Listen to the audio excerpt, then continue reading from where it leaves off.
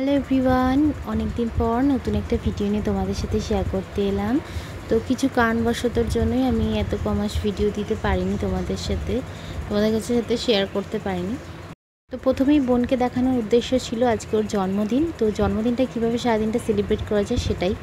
তো প্রথমে মা দেখো সকালবেলা ব্রেকফাস্টে চাউমিন বানিয়ে দিয়েছিল, আর তারপর আমাদের লাঞ্চে আসি। তো লাঞ্চে আজকে তেমন কিছু ছিল না, বোনের জন্য কয়েকটা ভাজাভুজি ছিল, ভাত ডাল আর মাছ ছিল। তো বাদবাকি যা ছিল সব রাতেই ছিল।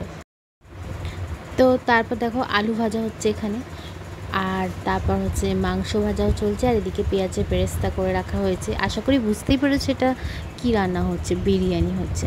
আর হয়েছে পায়েস। তো রাতে তেমন কিছু ছিল না, পায়েসটা যেন ইম্পর্টেন্ট, যেটা মায়েদের হাতে না খেলেই হয় না, জন্মদিনটা ইনকমপ্লিট থাকে। তো এই যে এই কেকটা আনা হয়েছে ওর বার্থডের জন্য। তো দেখো কেকটা দেখে অবশ্যই জানাবে কেমন হয়েছে। আর এই যে বসে গেছে কেক কাটতে এখন আমার বোন।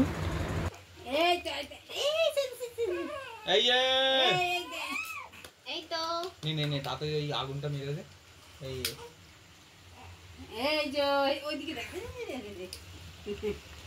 পাটা দেখা happy birthday to you, happy birthday to you, happy birthday to you.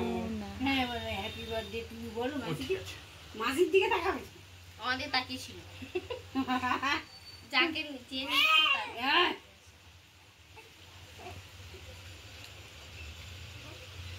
তারপর চলে আসি রাতের ডিনারে। তো দেখো বিরিয়ানিটা দেখেই মনে হচ্ছে ভীষণ সুন্দর হয়েছে, আর খেতেও তেমন টেস্ট ছিল।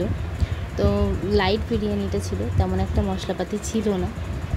তো দেখো মাংসটাও তেমন সিদ্ধ হয়েছে। তো যেহেতু এটা এক হোমমেড বানানো, তো পুরো দোকানের মতোই হয়েছিল। যাই হোক, তো এরপর আমার আরও অনেক ভিডিও আসতে থাকবে, আর ভিডিও বন্ধ হবে না। তো যাই হোক, ভিডিওটা কন্টিনিউ দেখো, একদম স্কিপ না করে, আর চ্যানেলটা অবশ্যই সাবস্ক্রাইব করো। টাটা।